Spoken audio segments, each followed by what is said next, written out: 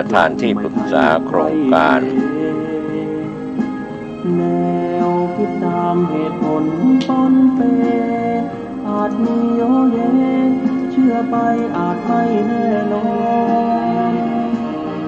ว่าตรงทฤษฎีของตน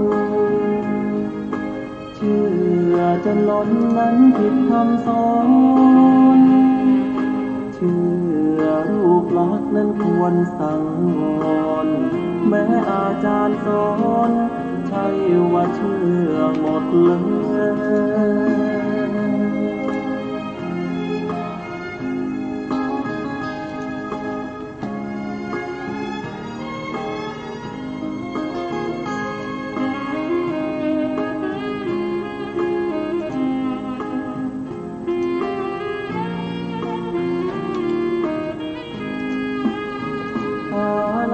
สูตรบทธรรมพระพุทธศา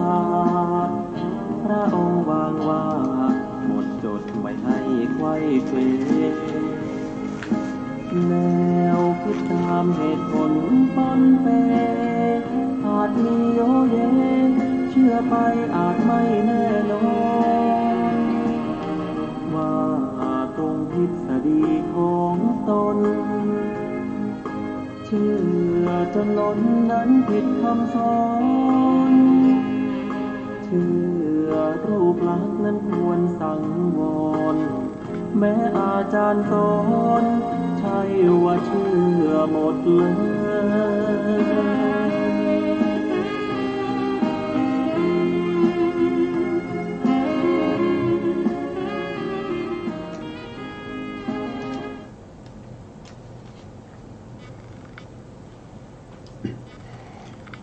พุทธังสรณังคัจฉามิธัมมังสรณังคัจฉามิสังฆังสรณังคัจฉามิกราบนมัสการพระมหาเถระพระสังฆาธิการพระเถรานุเถระสวัสดีท่านผู้ฟังและผู้ชมทุกท่าน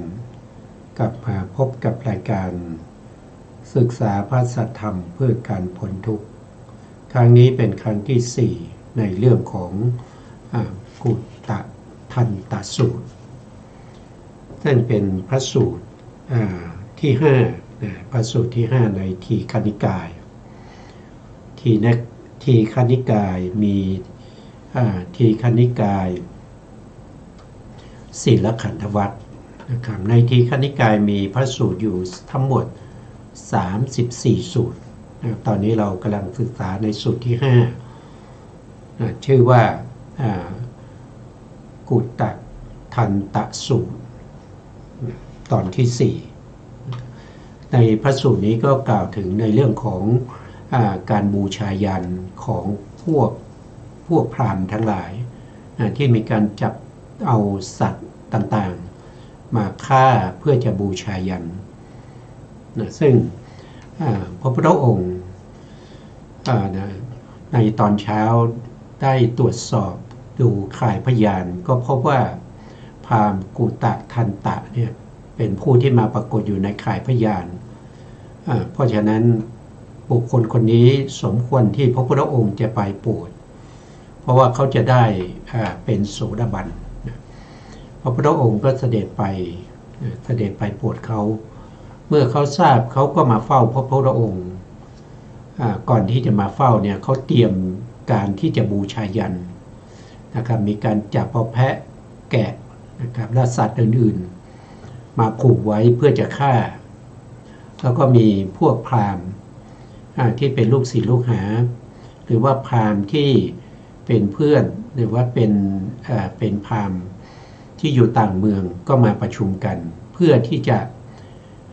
ได้แบ่งเอาเนื้อสัตว์เหล่านั้นไปบริโภคกัน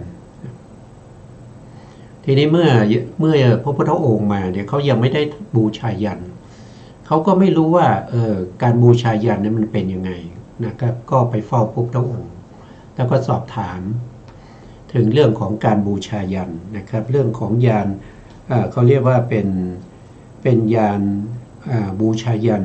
3แล้วก็บริวาร16บริขารของยาน 16แล้วก็พระพุทธองค์ก็ได้ทรงแสดงให้ฟังนะครับเรื่องของการที่จะที่เรียกว่ายาน3นะคืออะไรเขาไม่รู้นะพระพุทธองค์ก็แสดงว่ายาน3ก็คือ1ก็คือเรื่องของการให้ทานนะ1เรื่องของการให้ทานเมื่อเราให้ทานอยู่หรือว่าคิดจะให้ทานหรือว่าหลังให้ทานแล้วเนี่ยเราต้องทำจิตใจของเราไม่ให้เกิดวิปฏิสารนั่นก็คือไม่เดือดร้อนใจว่าเราให้ทานแล้วของเราจะหมดไปนะของเรากำลังหมดไปของเราหมดไปแล้วก็เกิดความเสียใจอย่างนี้ไ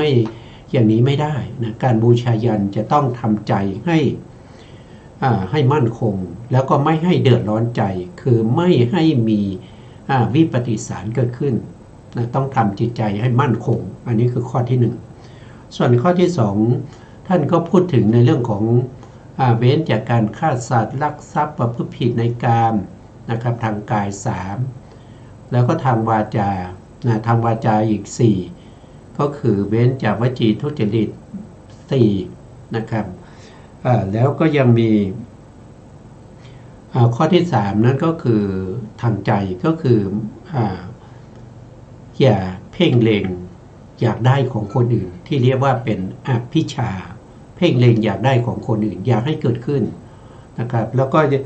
จะต้องเว้นจากความพยาบาทคือไม่มีพยาบาทนะแล้วก็ไม่มีวิหิงสา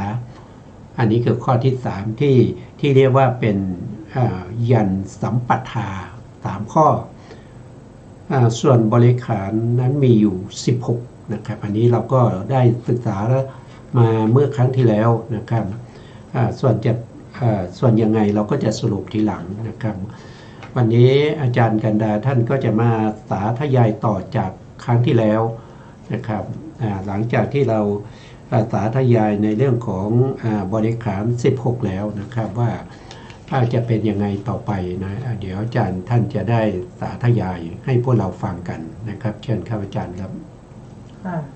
กราบนมัสการพระคุณเจ้าพระเถรานุเถระและสวัสดีท่านที่รับฟังและรับชมอยู่ทางบ้านนะคะกุฏทันตะสูตรที่5ต่อจากคราวที่แล้วพราหมณ์ในยันนั้นไม่ต้องฆ่าโคแพะแกะไก่สุกรและสัตว์นานาชนิดไม่ต้องตัดต้นไม้มาทำเป็นหลักยันไม่ต้องเกี่ยวหญ้าคามาเพื่อเบียดเบียนสัตว์อื่นๆแม้ชนเหล่าใดที่เป็นทาสเป็นคนรับใช้เป็นกรรมกรของพระเจ้ามหาวชิตราชนั้นชนเหล่านั้นก็มิได้ถูกอาชญาคุกคามมิได้ถูกภัยคุกคามมิได้มีหน้านองด้วยน้ำตาร้องไห้กระทำการงานที่จริงคนที่ปรารถนาจะกระทำจึงกระทำไม่ปรารถนาก็ไม่ต้องกระทำปรารถนาจะกระทำการงานใดก็กระทำการงานนั้นไม่ปรารถนาจะกระทำการงานใดก็ไม่ต้องกระทำการงานนั้นและยันนั้นได้สำเร็จเพียงด้วยเนยใสน้ำมันเนยข้นนมส้มน้ำผึ้งน้ำอ้อยเท่านั้นพราหมณ์ลำดับนั้นแลเจ้าผู้ครองเมืองซึ่งเป็นชาวนิคมและชาวชนบทพวกอมาตย์ราชบริพารซึ่งเป็นชาวนิคมและชาวชนบทพวกพราหมณ์มหาศาลซึ่งเป็นชาวนิคมและชาวชนบทพวกคฤหบดีผู้มั่งคั่งซึ่งเป็นชาวนิคมและชาวชนบทต่างก็พากันนำทรัพย์มากมายมาเข้าไปเฝ้าพระเจ้ามหาวิชิตราชกราบทูลว่าขอเดชะ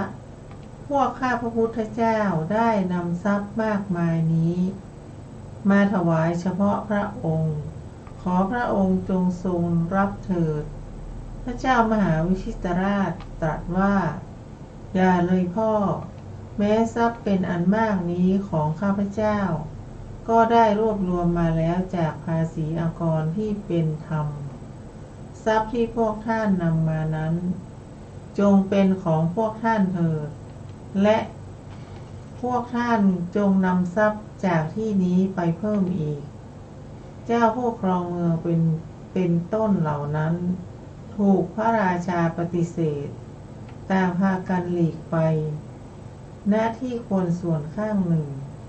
คิดร่วมกันอย่างนี้ว่าการที่พวกเราจะรับทรัพย์เหล่านี้คืนไปบ้านของตนอีกนั้นไม่เป็นการสมควรแก่พวกเราเลยพระเจ้ามหาวิชิตราชกำลังทรงบูชามหายันอยู่เอาเถอะพวกเรามาบูชายันตามเสด็จพระองค์เถิดค่ะครับอันนี้ก็เราก็จะเห็นได้นะครับว่าการที่เรามีผู้ปกครองนะครับหรือมีพระราชาที่มีสติปัญญาแล้วก็มีอำมาตย์หรือข้าราชบริพารทั้งหลายที่เป็นบัณฑิตนะครับเวลาที่จะให้คำปรึกษาให้คำแนะนำท่านก็จะให้คำปรึกษาและแนะนำในทางที่ถูกต้องนะในทางที่ดีไม่เหมือนกับบุคคลบางคนนะครับที่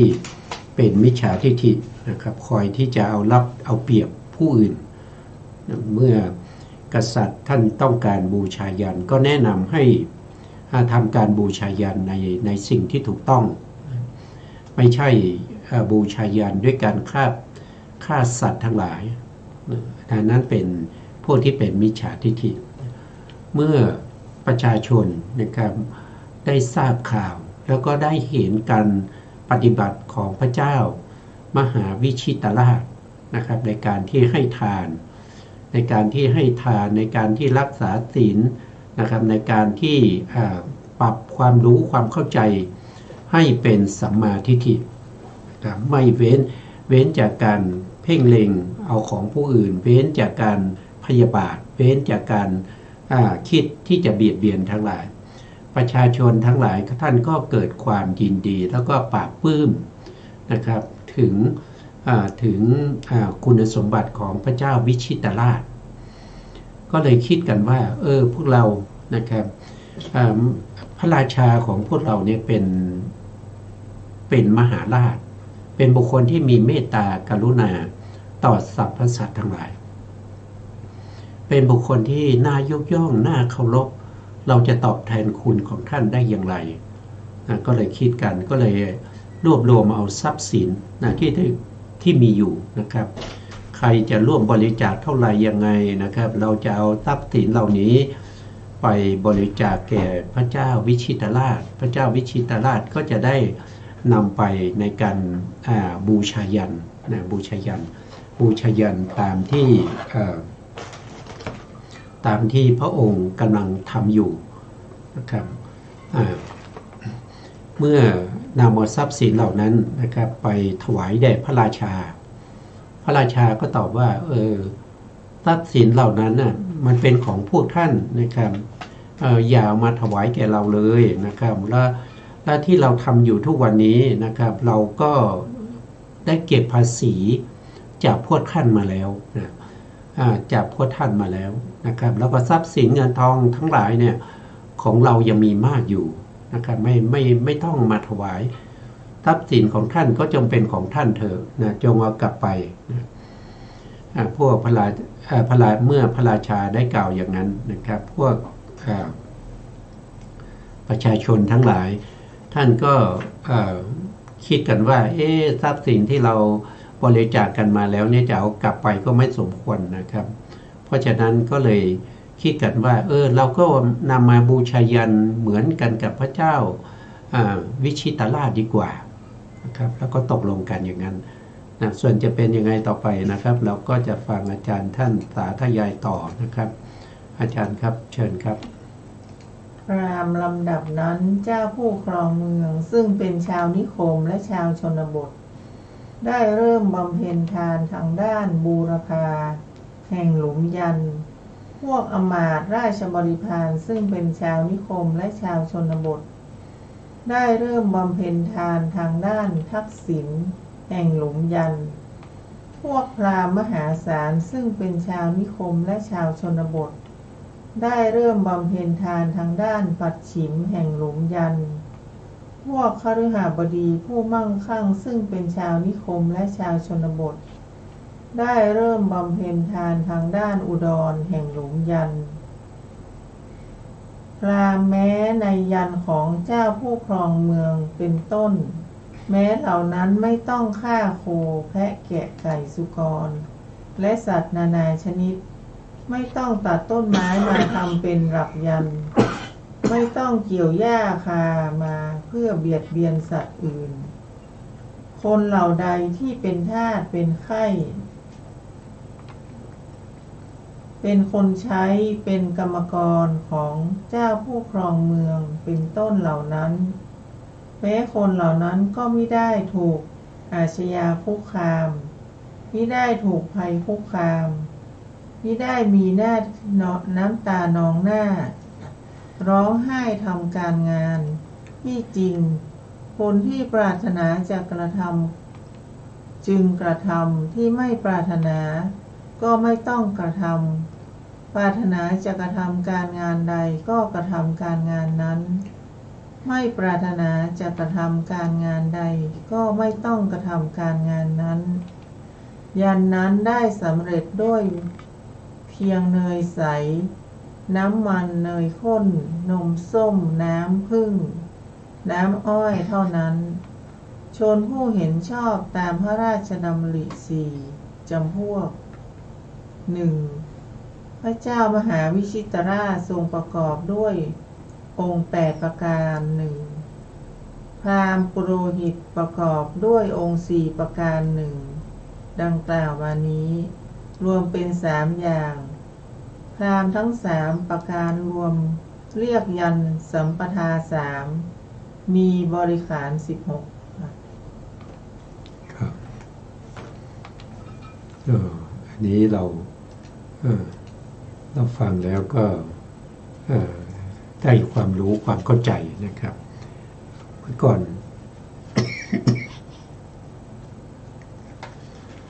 นนี้เราก็เข้าใจว่าบูชายันจะต้องจัดพิธีนะจัดพิธีด้วยการฆ่าสัตว์บ้างนะครับเอาหัวหมูมาเส้นมาไหว้นะแต่จริงๆแล้วเนี่ยพระพุทธองค์ได้แสดงให้พวกเราได้เข้าใจกันว่าการบูชายันนั้นก็คือได้แก่การให้ทานโดยไม่เดือดร้อนใจนะครับให้ทานไม่เดือดร้อนใจแล้วก็รักษาศีลแล้วก็ยังเป็นมโนกรรมอีก3นะครับนั่นก็คือไม่เพ่งเล็งอยากได้ของผู้อื่นไม่พยาบาทจองเวรอาฆาตผู้อื่นไม่คิดที่จะทำร้ายเบียดเบียนผู้อื่นด้วยนะครับนั่นก็เป็นอะไรก็คือเป็นเขาเรียกว่าเป็นญาณญาณสัมปทา3อย่างญาณสัมปทา3อย่างแล้วก็ยังมีบริขารอีก16บริขาร16ยังไม่ได้พูดถึงนะครับยังไม่ได้พูดถึงแต่จริงๆในพระสูตรนี้ท่านพูดไปแล้วนะแต่ว่าผมยังไม่ได้รวบรวมมานะครับเพราะฉะนั้นก็ขออาจารย์ท่านสาธยายต่อครับผมเมื่อพระผู้มีพระภาคเจ้าตรัสอย่างนี้แล้วพราหมณ์เหล่านั้นส่งเสียงอื้ออึงเกลียวกราวว่าโอยันสมบัติส่วนพราหมณ์กุตทันตะนั่งนิ่งอยู่ต่อจากนั้นพราหมณ์เหล่านั้นได้ถามว่าเพราะเหตุไรเล่าท่านกุตทันตะจึงไม่ชื่นชมคำสุภาษิตของพระสมณโคดมโดยคำเป็นสุภาษิตพราหมณ์กุตทันตะกล่าวว่าท่านทั้งหลายข้าพเจ้าจะไม่ชื่นชมคำสุภาษิตของพระสมณโคดมโดยคำเป็นสุภาษิตที่หาไม่ได้ เพราะว่าผู้ที่ไม่ชื่นชมคำสุภาษิตของพระสมณโคดมโดยเป็นคำสุภาษิตนั้นศีรษะจะต้องแตกท่านทั้งหลายแต่ว่าข้าพเจ้าได้คิดอย่างนี้ว่าพระสมณโคดมได้ตรัสอย่างนี้ว่าข้าพเจ้าได้สดับมาแล้วอย่างนี้หรือตรัสอย่างนี้ว่าเหตุอย่างนี้ควรจะมีได้อีกอย่างหนึ่งพระสมณโคดมย่อมตรัสว่าเหตุอย่างนี้ได้มีแล้วในการนั้นเรื่องเช่นนี้ได้มีแล้วในการนั้นดังนี้ทีเดียวท่านทั้งหลายข้าพเจ้าได้คิดอย่างนี้ว่าสมัยนั้นพระสมณโคดมจะทรงเป็นพระเจ้ามหาวิชิตราชผู้เป็นเจ้าแห่งยันต์หรือทรงเป็นพราหมณ์ปุโรหิตผู้อำนวยการบูชายันของพระเจ้ามหาวิชิตราชนั้นแน่นอนแล้วจึงได้กราบทูลถามพระผู้มีพระภาคเจ้าว่าก็พระโคดมผู้เจริญย่อมทรงทราบโดยแจ้งชัดหรือว่าผู้บูชายันเห็นปานนั้นหรือผู้อำนวยการบูชายันเห็นปานนั้นเบื้องหน้าแต่ตายเพราะกายแตกย่อมเข้าถึงสุคติโลกสวรรค์พระผู้มีพระภาคเจ้าตรัสว่าพราหมณ์เราย่อมทราบโดยแจ้งชัดว่าผู้บูชายันเห็นปานนั้นและผู้อำนวยการบูชายันเห็นปานนั้นเบื้องหน้าแต่ตายเพราะกายแตกย่อมเข้าถึงสุคติโลกสวรรค์พราหมณ์สมัยนั้นเราได้เป็นพราหมณ์ปุโรหิตผู้อำนวยการบูชายันของพระเจ้ามหาวิชิตราชนั้นครับผมอันนี้ก็ฟังแล้วเนี่ยผู้ที่ฟังก็คือพวกที่ติดตามพราหมณ์ที่ชื่อว่ากุตทันตะนะพราหมณ์กุตทันตะนี่เป็นเจ้าครองเมืองนะครับเป็นเจ้าครองเมืองเป็นเจ้าเมืองเป็นเจ้าเมืองที่พระเจ้าประเสนที่โกศลได้แต่งตั้งนะครับแล้วก็มากับบริวารเมื่อมาฟังอย่างนี้แล้วเนี่ยนะครับก็ยังไม่มีเมื่อพระพุทธองค์แสดงจบแล้วพวกนี้ก็ยังไม่ได้มีการคือฟังแล้วยังไม่ปรับปลื้มนะไม่ปรับปลื้มยังไม่ได้ความปิ่มใจนะครับแล้วก็พราหมณ์ท่านก็มีความสงสัยอยู่นะครับที่ท่านยังไม่ปรับปลื้มก็เพราะว่าท่านสงสัยว่าในสมัยก่อนนั้นในอดีตชาตินะพระพุทธเจ้าเนี่ยนะครับเป็นใครกันแน่นะครับระหว่างที่กำลังบำเพ็ญบารมีอยู่เป็นพระเจ้าวิชิตราชหรือว่าจะเป็นอมาตย์เป็นอมาตย์ผู้บริการผู้ที่จัดทำการบูชายันและเป็นผู้ที่แนะนำพระเจ้าวิชิตราชให้บูชายันด้วยวิธีนี้นะก็ยังสงสัยอยู่นะครับก็ทูลถามพระพุทธองค์พระพุทธองค์ก็ตอบว่าในสมัยนั้นเราเป็นพราหมณ์นะเราเป็นพราหมณ์เป็นผู้ที่อำนวยการในเรื่องของการจัดพิธีเกี่ยวกับเรื่องของบูชายันแบบนี้อันนี้ก็เป็นที่สรุปความที่อาจารย์ท่านได้สาธยายมานะครับต่อไปเราก็จะฟังอาจารย์ท่านสาธยายต่อครับเชิญครับอาจารย์ครับพุทธยันนิตยทานพราหมณ์กุตทันตะทูลถามว่าข้าแต่พระโคดมผู้เจริญก็ยันอย่างอื่นซึ่งใช้ทรัพย์น้อยกว่ามีการตระเตรียมน้อยกว่าและมีผลมากกว่ามีอานิสงส์มากกว่ายันสมบัติทั้ง3ประการซึ่งมีบริขาร16นี้มีอยู่หรือพระผู้มีพระภาคเจ้าตรัสว่าพราหมณ์มีอยู่ ยันอย่างอื่นซึ่งใช้ทรัพย์น้อยกว่ามีการตระเตรียมน้อยกว่าและมีผลมากกว่ามีอานิสงส์มากกว่ายันสมบัติทั้ง3ประการซึ่งมีบริขาร16นี้ตามข้าแต่พระโคดมผู้เจริญก็ยันซึ่งใช้ทรัพย์น้อยกว่ามีการตระเตรียมน้อยกว่าและมีผลมากกว่ามีอานิสงส์มากกว่ายันสมบัติทั้ง3ประการซึ่งมีบริขาร16นี้เป็นไฉนพระผู้มีพระภาคเจ้าตรัสตอบว่าพราหมณ์นิตยทานอันเป็นอนุกูลและยันอย่างใดอย่างหนึ่งที่บุคคลถวายเจาะจงพวกบรรพชิตผู้มีศีลก็ยันนี้แลเป็นยันซึ่งใช้ทรัพย์น้อยกว่ามีการตระเตรียมน้อยกว่าและมีผลมากกว่ามีอานิสงส์มากกว่ายันสมบัติทั้ง3ประการซึ่งมีบริขาร16นี้พราหมณ์ข้าแต่พระโคดมผู้เจริญอะไรเป็นเหตุอะไรเป็นปัจจัยให้นิตยทานอันเป็นอนุกูลยันนั้นซึ่งใช้ทรัพย์น้อยกว่ามีการตระเตรียมน้อยกว่าและมีผลมากกว่ามีอานิสงส์มากกว่ายันสมบัติทั้ง3ประการซึ่งมีบริขาร16นี้พระผู้มีพระภาคเจ้าตรัสว่าพราหมณ์พระอรหันต์ก็ดีท่านที่บรรลุอัคครหัตถมรรคก็ดีย่อมไม่เข้าไปสู่ยันเช่นนั้นเพราะเหตุไรเพราะในยันนั้นปรากฏว่ามีการทุบตีด้วยท่อนไม้บ้าง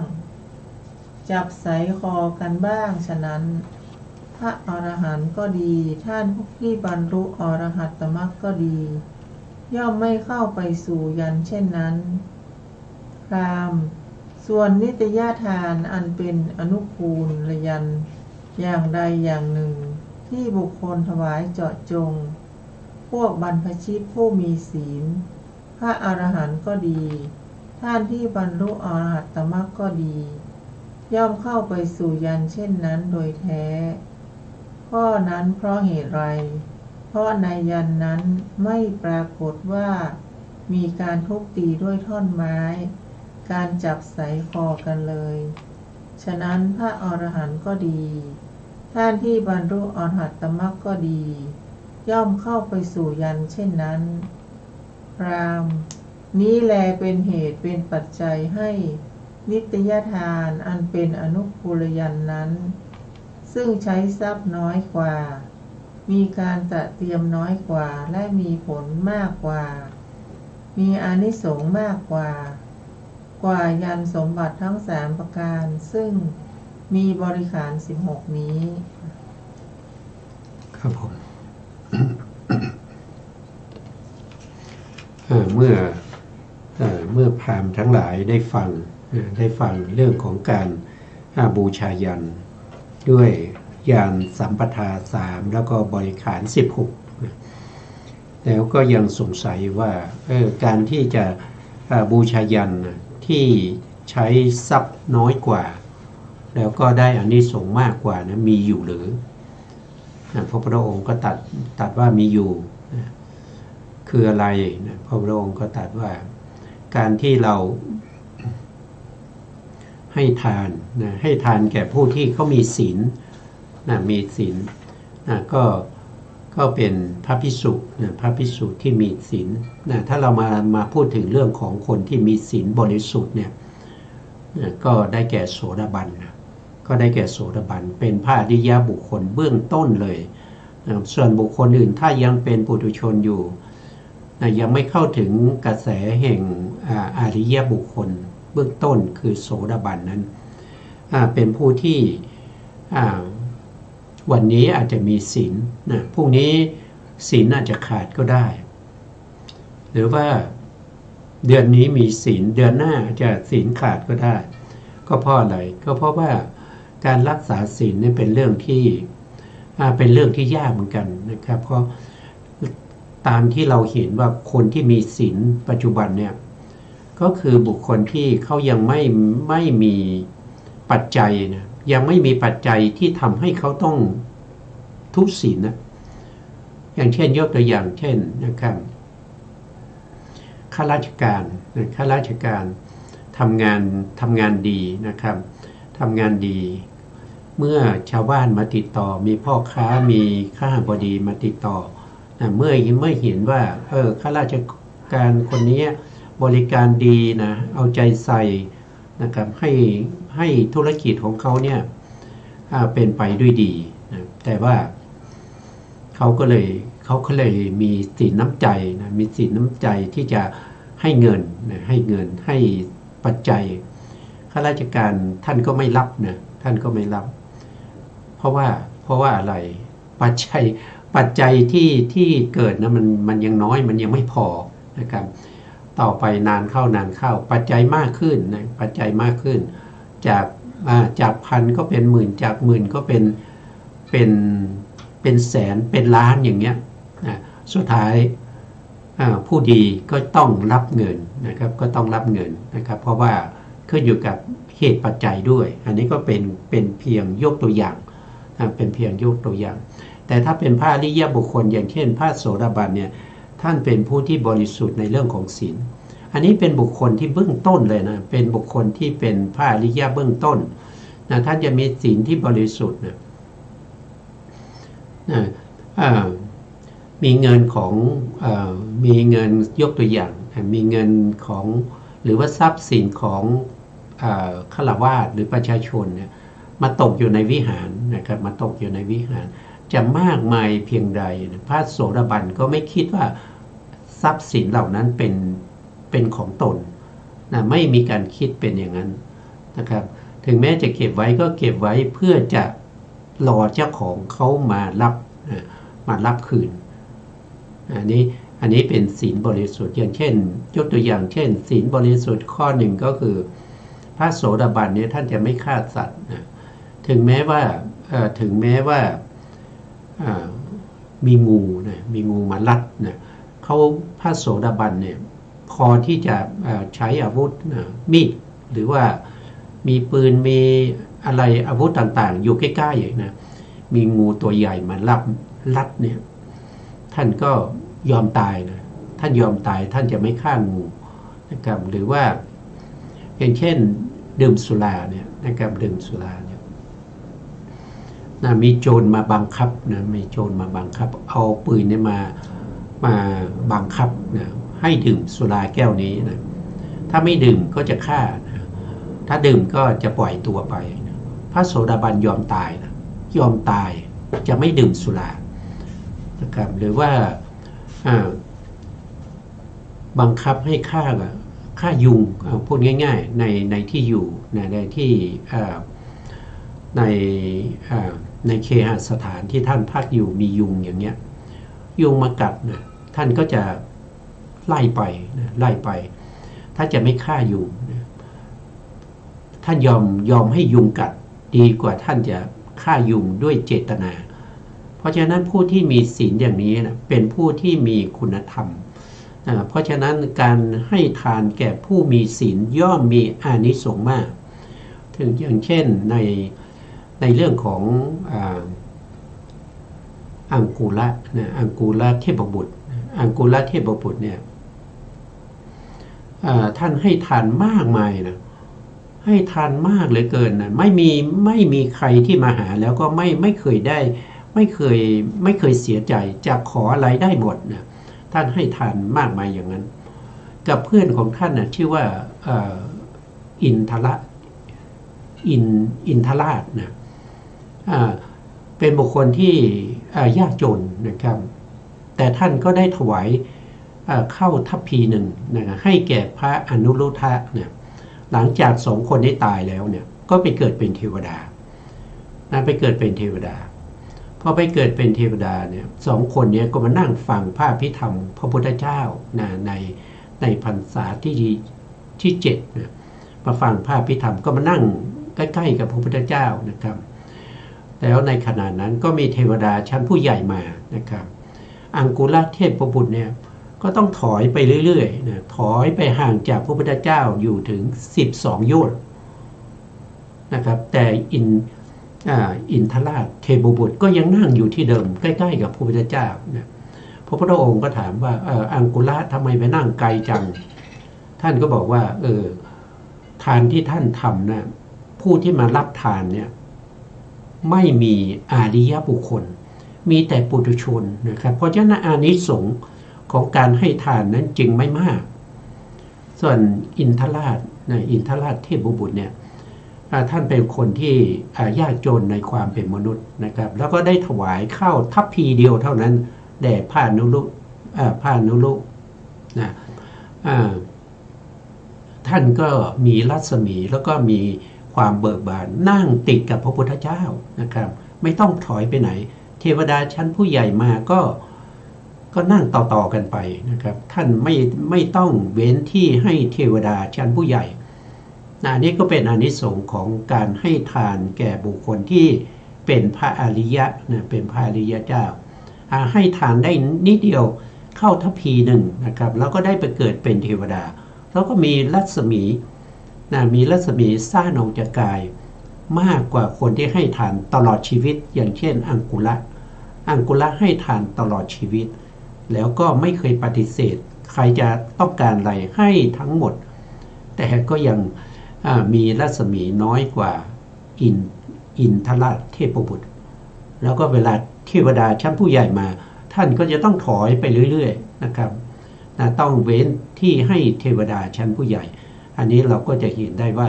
อานิสงส์ของการให้ทานเนี่ยถึงแม้จะน้อยแต่ก็ให้บุคคลที่มีศีลมีคุณธรรมนะครับก็ทำให้ได้อานิสงส์มากมายนะครับส่วนเราจะฟังอาจารย์ท่านได้สาธยายต่อในเรื่องของการบูชายันต่อนะครับอาจารย์ครับเชิญครับการสร้างวิหารเพื่อพระสงฆ์ผู้มาแต่4 ทิศพราหมณ์ข้าแต่พระโคดมผู้เจริญข้อยันอย่างอื่นซึ่งใช้ทรัพย์น้อยกว่ามีการตระเตรียมน้อยกว่ามีผลมากกว่าและมีอานิสงส์มากกว่ายันสมบัติทั้ง3 ประการซึ่งมีบริขาร16 นี้และกว่านิตยทานอันเป็นอนุกูลยันนี้ยังมีอยู่หรือพระผู้มีพระภาคเจ้าพราหมณ์ยันอย่างอื่นซึ่งใช้ทรัพย์น้อยกว่ามีการตระเตรียมน้อยกว่ามีผลมากกว่าและมีอานิสงส์มากกว่ายันสมบัติทั้ง3 ประการซึ่งมีบริขาร16 นี้และกว่านิตยทานอันเป็นอนุกูลยันนี้มีอยู่พราหมณ์ข้าแต่พระโคดมผู้เจริญข้อยันนั้นเป็นไฉนพระผู้มีพระภาคเจ้าตรัสตอบว่าพราหมณ์ยันของบุคคลที่สร้างวิหารอุทิศแก่พระสงฆ์ผู้มาแต่4 ทิศนี้แหละเป็นยันซึ่งใช้ทรัพย์น้อยกว่ามีการตระเตรียมน้อยกว่ามีผลมากกว่าและมีอานิสงส์มากกว่ายันสมบัติทั้ง3 ประการซึ่งมีบริขาร16 นี้และกว่านิตยทานอันเป็นอนุกูลยันนี้ครับซึ่งพระพุทธองค์ก็ได้แสดงเป็นลำดับนะครับเป็นลำดับนั่นคืออะไรก็คือ1ก็คือการให้ข้าวให้น้ำให้สิ่งที่จำเป็นนะครับก็คือให้อาหารนั่นเองข้อที่1เมื่อให้แล้วก็จะมีอานิสงส์มีอานิสงส์เท่านี้เท่านั้นนะแล้วต่อมาพราหมณ์ก็ถามว่าบูชายันที่มันมีอานิสงส์มากกว่านี้แล้วก็มีการตัดเตรียมน้อยกว่านี้คืออะไรพระพุทธองค์ก็ตอบว่าก็คือได้แก่การสร้างวิหารสร้างที่อยู่ที่อาศัยแก่ผู้มีศีลที่มาจากที่ทั้ง4นะครับในสมัยพุทธกาลเนี่ยก็จะมีพระภิกษุที่ท่านจะจาริกไปในที่ต่างๆ การจาริกไปในที่ต่างๆนี่ไม่ใช่ไปเที่ยวนะไม่ใช่ไปเที่ยวไปดูทิวทัศน์ดูน้ำตกนะครับไม่ใช่ไปเที่ยวดูอะไรต่างๆแต่ท่านไปในสมัยพุทธกาลเนี่ยที่พระพุทธองค์จาริกไปต่างๆเนี่ยพระพุทธองค์ได้ตรวจสอบข่ายพยานแล้วก็เห็นบุคคลนั้นคนนี้นะครับอยู่ในภูมิภาคนั้นอยู่ในภูมิภาคนี้เป็นผู้ที่สมควรที่จะฟังธรรมเพราะเขาเป็นบุคคลที่มีอัธยาศัยนะพร้อมที่จะตรัสรู้ธรรมนะพระพุทธองค์ไปด้วยเหตุผลอย่างนี้นะครับแล้วก็ในสมัยพุทธกาลเนี่ยพระภิกษุเช่นพระสารีบุตรนะพระโมคคัลลานะพระมหากัสสปะหรือว่าพระกัจจายนะนะครับทั้งหมดทั้งมวลท่านไปเพื่อจะอนุเคราะห์แก่ประชาชนทั้งหลายนะเช่นไปโปรดญาติพี่น้องนะครับอย่างเช่นพระสารีบุตรเนี่ยท่านก็ไปโปรดมารดาของท่านนะตอนที่ท่านใกล้จะปรินิพพานนะเพราะว่ามารดาของท่านเนี่ยเป็นมิจฉาทิฏฐิไปโปรดเมื่อไหร่นะครับก็ถูกมารดานี่ลักขับไล่นะครับไล่แล้วก็ด่านะครับท่านก็ใกล้จะปรินิพพานแล้วนะท่านดูแล้วว่าภายใน7 วันนี้จะปรินิพพานเพราะฉะนั้นท่านก็คิดถึงมารดานะครับไม่อยากจะให้มารดาเนี่ยต้องไปตกนรก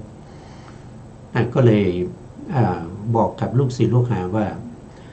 เมื่อลาพระพุทธองค์ปรินิพพานแล้วว่า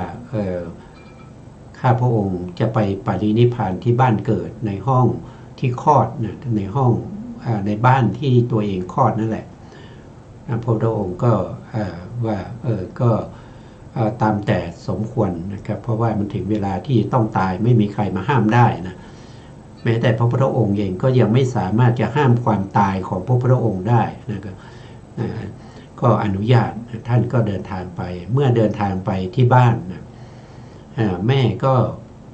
เห็นลูกชายนะครับหมดแรงนะแล้วก็จัดที่หลับที่นอนนะครับห้องที่พระสารีบุตรคลอดนั่นแหละนะครับแล้วก็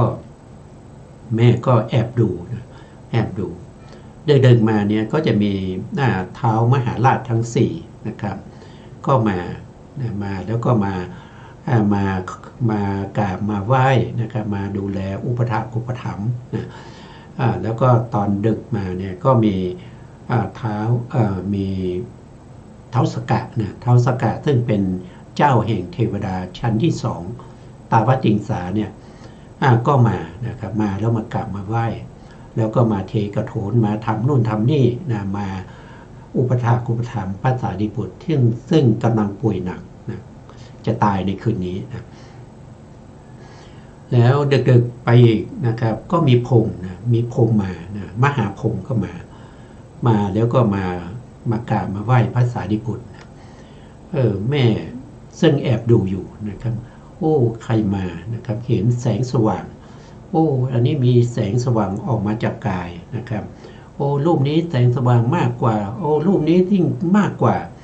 นะครับก็เลยเมื่อพรหมกลับไปแล้วนะแม่ก็เข้าไปถามลูกนะครับว่าลูกของเราเนี่ยใกล้เหมือนจะใกล้ตายนะครับแล้วก็ถามว่าใครมาเยี่ยมลูกนะครับคนนั้นคนนี้นะพระสารีบุตรก็ตอบว่านั่นเป็นเท้ามหาราชทั้ง4นะครับเป็นคนที่ดูแลโลกบาลนะครับอยู่ในที่ทั้ง4แล้วคนต่อมาคือเท้าสกะนะเท้าสกะเท้าสกะนี่ยังมากราบมาไหว้แม่ยังมากราบไหว้ลูกนะลูกมีคุณงามความดีถึงเท้าสกะยังมาบริการมาอุปถัมภ์เลยลูกก็บอกใช่แล้วนะแล้วคนสุดท้ายที่มาคือใครนะครับก็บอกว่ามหาพรหมนะมหาพรหมมหาพรหมนี่เป็นพระเจ้าของเรานะพวกพรหมเนี่ยนับถือมหาพรหมนะเอามหาพรหมนี่เป็นเจ้านะครับบูชามหาพรหมนะมหาพรหมเนี่ยนะครับก็มาดูแลพระสารีบุตรถึงขนาดนั้นเลยนะลูกของเรามีคุณธรรมขนาดนั้นเลยนะเพราะฉะนั้นพระพุทธเจ้านี่มันก็ยิ่งใหญ่กว่าลูกของเราสินะไม่คิดอย่างนี้นะ ภาษาดิบุตรก็บอกว่านะครับมหาพรหมเนี่ยก็เหมือนกับสามเณรนะครับเป็นผู้ที่คอยรับใช้พระภิกษุนะเมื่อคิดอย่างนี้แล้วนะครับก็จิตใจก็อ่อนลงเนี่ยพระสารีบุตรก็กล่าวธรรมให้ฟังท่านก็ได้บรรลุเป็นโสดาบันนะนี่ก็จะเห็นได้ว่านะครับจะเห็นได้ว่าการที่เราเคารพนับถือผู้ที่มีคุณธรรมนะคือเราไม่ได้นับถือด้วยวัยวุฒิหรืออะไรแต่เรานับถือคุณธรรมที่มีอยู่ในตัวของบุคคลนั้นนะครับเขามีคนดีเราก็ต้องให้เกียรติให้ความเคารพนับถือเป็นผู้ที่มีศีลมีคุณธรรมเป็นถึงพระอรหันต์อย่างเงี้ยนะครับทีนี้พระทั้งหลายที่เดินทางมาจากที่ทั้ง4เนี่ยที่เขาเดินทางเนี่ยเขาต้องมีการไปพักอย่างเช่นพระสารีบุตรเนี่ยมีบริวารอยู่ถึง500นะตอนที่ใกล้จะปรินิพพานเนี่ยท่านก็จะเดินทางกลับไปที่บ้านนาลันทาเนี่ยก็ต้องผ่านเส้นทางนะครับก็ต้องมีการพักนะครับก็ใครที่สร้างกุฏิสร้างที่พักไว้ให้แก่พระสงฆ์ที่เดินทางอย่างนี้คนนั้นก็จะได้อานิสงส์มากนะครับได้อานิสงส์มากอันนี้คือพระพุทธองค์แสดงไว้นะครับ1ก็คือให้อาหาร2ก็คือสร้างที่อยู่ที่อาศัยให้แก่พระภิกษุที่มาจากที่ทั้ง4นะก็จะมีอานิสงส์นะครับต่อไปครับอาจารย์ครับสรณคมพราหมณ์ข้าแต่พระโคดมผู้เจริญก็ยันอย่างอื่นซึ่งใช้ทรัพย์น้อยกว่ามีการตระเตรียมน้อยกว่ามีผลมากกว่าและมีอานิสงส์มากกว่ายันสมบัติทั้ง3ประการซึ่งมีบริขาร16นี้กว่านิตยทานอันเป็นอนุกูลยันและกว่าวิหารทานนี้ซึ่งมีอยู่หรือพระผู้มีพระภาคเจ้าตรัสตอบว่ามีอยู่พราหมณ์ข้าแต่พระโคดมผู้เจริญก็ยันนั้นเป็นไฉนพระผู้มีพระภาคเจ้าพราหมณ์ยันของบุคคลผู้มีจิตเลื่อมใสถึงพระพุทธเจ้าพระธรรมพระสงฆ์เป็นสรณะพราหมณ์นี้แหละเป็นยันซึ่งใช้ทรัพย์น้อยกว่ามีการตระเตรียมน้อยกว่ามีผลมากกว่าและมีอานิสงส์มากกว่ายันสมบัติทั้ง3ประการซึ่งมีบริขาร16นี้กว่านิตยทานอันเป็นอนุกูลยันและกว่าวิหารทานนี้ค่ะครับผมอันนี้เราก็เป็นข้อที่3นะที่พระพุทธองค์แสดงว่าเป็นมหายานที่มีอานิสงส์มากนะอานิสงส์มากกว่าการให้ข้าวให้น้ำอานิสงส์มากกว่าการสร้างวิหารถวายแด่พระที่มาจากที่ทั้ง4นั่นก็คือการมีสรณะคืออะไรสรณะก็คือเป็นการเกิดจิตใจที่มีความเลื่อมใสเกิดจิตใจที่เข้าถึงคุณธรรมของผู้ที่เรานับถือเราจะนับถือใครคนใดคนหนึ่งเราก็ต้องรู้คุณธรรมรู้ความเป็นไปเป็นมาของบุคคลนั้นเมื่อเรารู้ว่าพระพุทธเจ้านี่มีคุณอย่างไรนะครับเป็นพระอรหันต์ไกลจากกิเลสเป็นผู้ตรัสรู้ชอบได้ด้วยพระองค์เองเป็นผู้ที่ถึงพร้อมด้วยวิชาและจรณะอย่างเนี้ยเรารู้เราเข้าใจพระธรรมเป็นธรรมที่พระพุทธองค์ทรงตรัสไว้ดีแล้วเป็นธรรมที่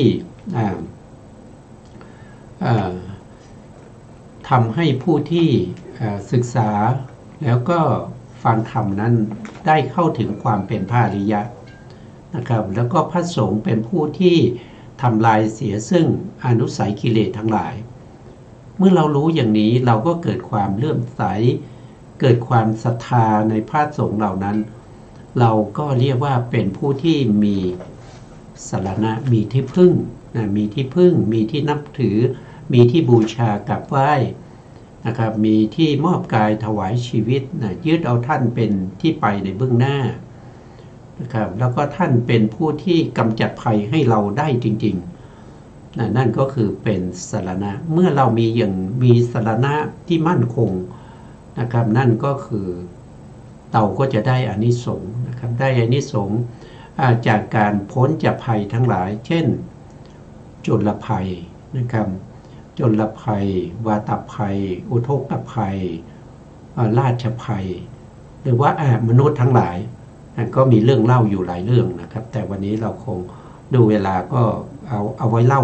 วันอื่นดีกว่านะครับนี่ก็คือเป็นอานิสงส์นะเป็นอานิสงส์ก็คือเป็นผลที่หลั่งไหลมานะครับต่อไปเราก็ขออาจารย์ท่านช่วยสาธยายต่อนะครับผมการสมาทานศีล 5 พราหมณ์ข้าแต่พระโคดมผู้เจริญ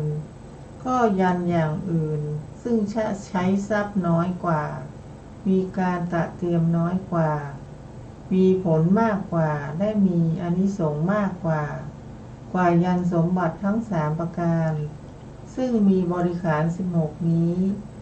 กว่านิตยทานอันเป็นอนุกุลยันกว่าวิหารทาน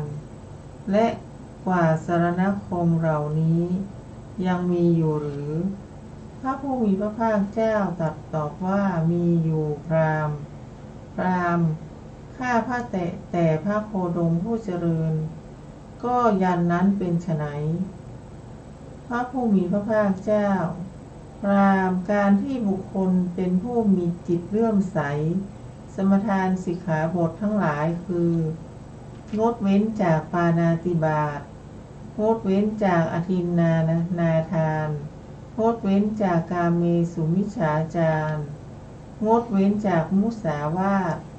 งดเว้นจากการดื่มน้ำเมาคือสุราและเมรัยอันเป็นที่ตั้งแห่งความประมาทพราหมณ์นี้แหละเป็นยันซึ่งใช้ทรัพย์น้อยกว่ามีการตระเตรียมน้อยกว่ามีผลมากกว่าและมีอานิสงส์มากกว่ายันสมบัติ3ประการซึ่งมีบริขาร16นี้กว่านิตยทานอันเป็นอนุกุลยันกว่าวิหารทานและกว่าสรณคมนี้ครับผมครับอันนี้ก็เป็นข้อที่4นะก็คือยันข้อที่4นะเป็นยันสัมปทาในพระพุทธศาสนานะครับซึ่งการบูชายันของพระพุทธศาสนาเราก็มีข้อประพฤติปฏิบัติอย่างนี้นะข้อที่1ก็คือเรื่องของการให้ทานข้อที่2ก็คือ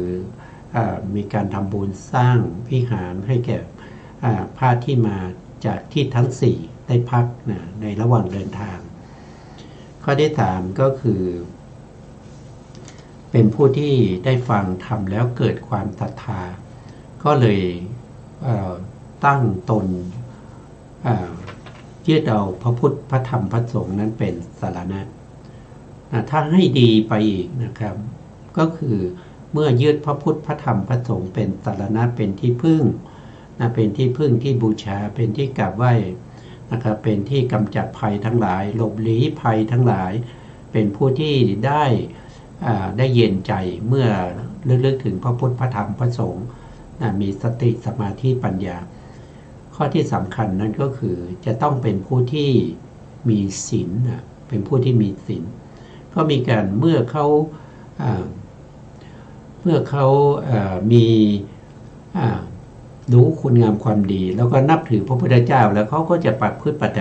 ปฏิบัติตามคำสั่งสอนของพระเจ้านั่นก็คือข้อที่1นั่นก็คือเรื่องของศีลนะครับต้องรักษาศีล5ให้บริสุทธิ์ศีล5ก็มี1ก็คือเว้นจากการฆ่าสัตว์การเว้นจากการฆ่าสัตว์เนี่ยไม่ใช่ว่าเว้นแล้วก็จบนะคือเราเว้นเนี่ยเราต้องมีความ1คือเราต้องมีเจตนาเว้นแต่แรกนะตัวเจตนานั้นมันเป็นตัวกรรมนะถ้าเรามีเจตนาในการเว้นเนี่ยนั่นแสดงว่าเราได้บุญจากเจตนาแล้วหลังจากนั้นถ้าเราประสบเหตุการณ์ ที่เราจะต้องฆ่าสัตว์เนี่ยเราก็ห้ามใจของเราได้เว้นได้อันนั้นก็คือข้อที่2ข้อที่3ก็คือหลังจากที่เราเว้นได้แล้วเราต้องมีจิตใจที่ไม่เดือดร้อนนะไม่เดือดร้อนใจก็คือนะครับเช่นมีเรื่องเล่าอยู่นะครับ